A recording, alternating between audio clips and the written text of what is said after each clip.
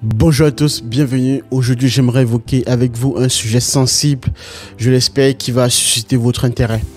Globalement, pour celles et ceux qui découvrent cette chaîne, ici nous parlons principalement de l'intelligence artificielle, mais pas que, parce que l'idée étant aussi de décrypter le monde à travers tout un tas de points de vue, que ce soit sur différents aspects tels que la géopolitique, la philosophie, les sciences mathématiques, et j'en passe.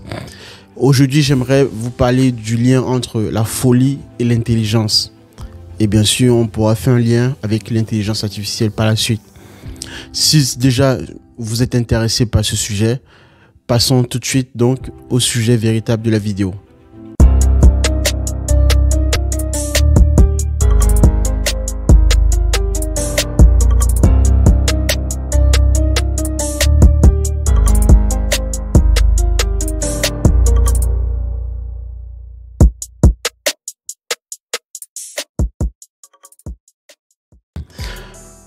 Déjà, donc comme je le disais en introduction, il faudrait que je vous explique pourquoi déjà je me suis dit qu'il fallait vous faire une vidéo là-dessus, du lien entre la folie et l'intelligence. Et bien sûr, je parlerai un tout petit peu d'intelligence artificielle en fin de vidéo.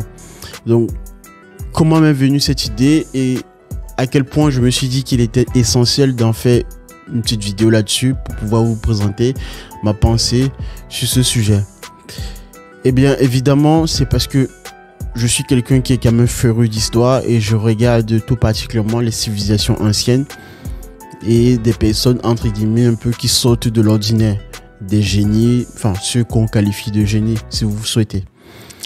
Quand vous regardez ces individus ou ces civilisations anciennes, vous remarquez toujours qu'il y a une constante qui est bien présente au sein, que ce soit en termes du collectif, en tant que civilisation, ou personnel, si vous prenez un génie, une personne qui a pensé une formule, qui a pu créer une machine qui a révolutionné son époque, vous observez qu'il y a une particularité, à savoir que ce sont des personnes ou ce sont des situations qui ont donné lieu à des choses qui n'avaient jusque-là pas été pensées de la manière dont ça a été pensé. Voilà. Et d'ailleurs, c'est ce qui fait qu'on qualifie deux fois la création, l'invention ou la découverte de génie. Parce que cela sort de l'ordinaire, cela brise les carcans de ce qui a été mis dans la société comme convention. Ça vient briser, entre guillemets, les règles de la société. Et parfois même, dans certaines situations, l'auteur de la création peut se voir persécuté parce que tout simplement, sa création, son génie au départ n'est pas tout simplement compris. Et donc, la société combat son idée ou ses idées à leur base, à leur origine, mais par la suite finit par y adhérer. Alors, je pense que jusqu'ici, vous avez des personnes en tête comme référence en termes scientifiques ou quelles que soient les civilisations dans leur apogée. Il y a toujours ce mouvement, si je puis dire, cette vision qui est présente et qui fait en sorte que d'ailleurs la société humaine, nous humains, nous passons d'une société en termes qualitatifs, d'une société moderne à une autre. On va dire donc que c'est le mouvement de l'histoire. Toujours est-il que je pense qu'aujourd'hui,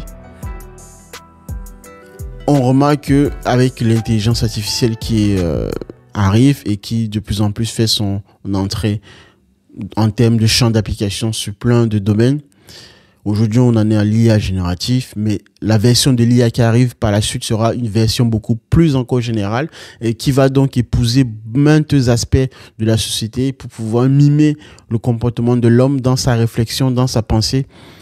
Toujours est-il que moi je ne considère pas, comme je l'ai déjà dit si vous m'avez suivi jusqu'ici, que l'intelligence artificielle et l'intelligence humaine sont deux aspects très très bien différents. À ne pas mélanger, bien sûr. J'ai déjà expliqué dans une précédente vidéo qu'est-ce qui se passait réellement dans le cerveau, entre guillemets, d'une intelligence artificielle, contrairement à ce qui se passe dans le cerveau d'un humain. le cerveau d'un humain beaucoup plus complexe, très avancé, et jusqu'à présent, on n'en est pas encore même à une certaine compréhension claire et nette de la psyché humaine, de sa compréhension en tout point de compréhension. Alors que dans un cerveau artificiel, on est beaucoup plus dans un aspect de calcul mathématique, de la rationalité, certes d'un point de vue statistique, mais combiné à de la technique. Le lien avec le sujet, quand je fais le passage avec la folie, c'est que ce que l'on qualifie comme état de folie, je pense que nous tous humains, nous sommes fous en fait. Nous avons, je m'explique, nous avons tous, tout un chacun, nous avons un état de folie, de ce qu'on peut qualifier une fois de plus comme étant de la folie. Simplement, ce qui va différencier ce dont on va qualifier véritablement de fou ou de folle avec les normaux entre guillemets, c'est simplement que certaines personnes en tant qu'individus fous ou folles sont des personnes en fait qui s'arrêtent que sur cet état au niveau de la psyché, et des personnes normales entre guillemets sont des personnes qui vont traverser ces états-là mais rapidement pour pouvoir atteindre des états que l'on pourra qualifier d'états normaux. Toujours est-il qu'au quotidien, nous côtoyons, nous pensons la folie et nous la sentons avec notre esprit, avec notre conscience ou notre subconscient, appelez ça comme vous voulez, mais je vais donner une anecdote pour faire un lien très concret.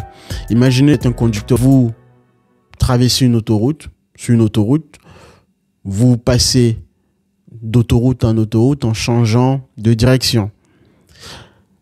Supposons que sur une aire d'autoroute, des points de station ou des points de repos sont des états de folie.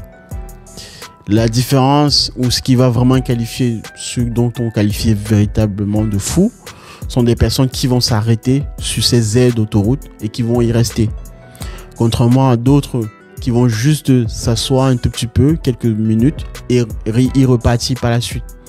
Voilà donc ce dont je voulais vraiment exprimer et expliquer pour bien mettre en exergue le fait que nous tous quasiment, nous sommes fous.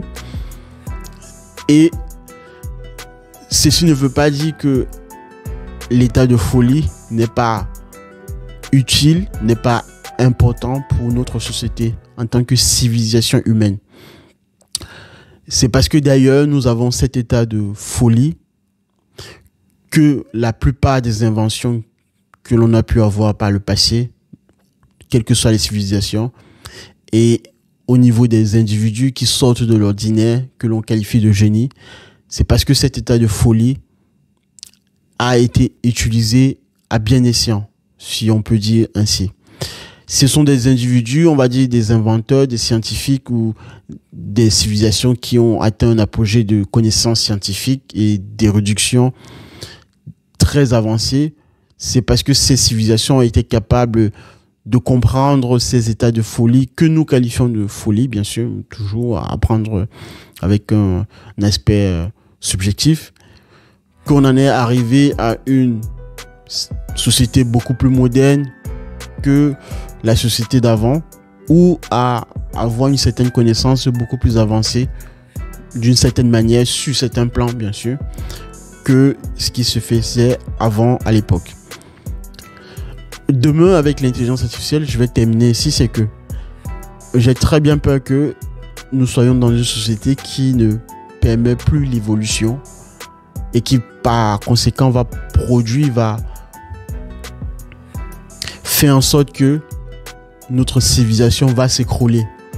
Pourquoi je dis ainsi? C'est parce que si on comprend très bien l'aspect véritable de l'intelligence artificielle, demain avec des neuropuces injectées dans notre cerveau, on aura des individus qui seront dans une certaine manière en symbiose avec la machine, avec des outils de calcul numérique, technique et informatique.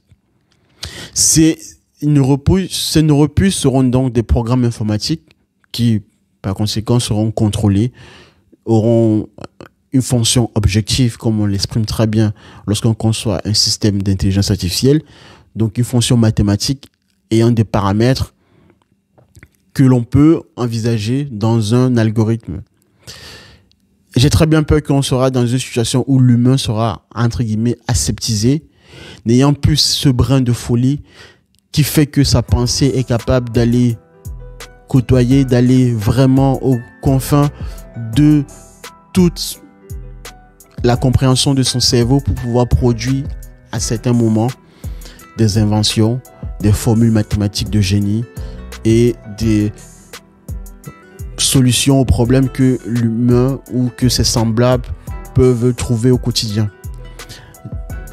Même si on parle du fait qu'on sera dans une époque où l'IA sera beaucoup plus générale, toujours est-il que cette intelligence-là ne pouvant pas atteindre l'intelligence humaine parce que artificielle, quelles que soient les inventions entre guillemets qui seront produites, ça ne sera toujours pas en termes d'équivalence les mêmes inventions que nous avons pu connaître jusqu'ici depuis que l'humanité est l'humanité.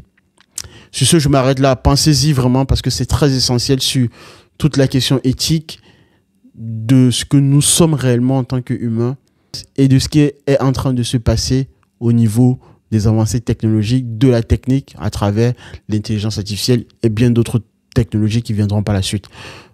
Mettez en commentaire vos avis et vos réflexions. On en discutera la prochaine fois sur un sujet de ce type. Merci de m'avoir suivi et au revoir.